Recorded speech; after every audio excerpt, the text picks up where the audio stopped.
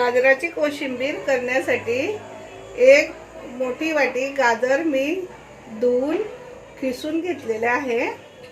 थोडी कोथिंबीर, एक चमचा पोहे खायचा चमचा तेल, अर्धा चमचा तिखट, प्रमाणानुसार मीठ, थोडं हिंग, कढीपत्ता, थोडे जाडसर भाजून घेतलेले दाण्यांची कूट, साखर। आता आपण एक मोठे बाउल घेऊन त्यामध्ये गाजराचा खीस टाकून घेऊया। त्यावर तिखट, प्रमाणानुसार मीठ, साखर,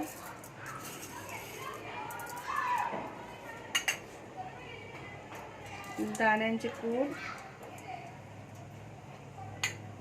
आणि कोथिंबीर। तेल गरम झालेले असतील त्यामध्ये आपण थोडी मोहरी, हिंग, कढीपत्ता,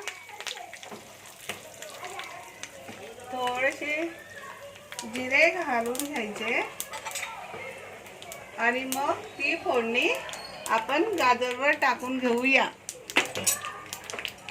बघा, छान फोडणी तयार झालेली आहे।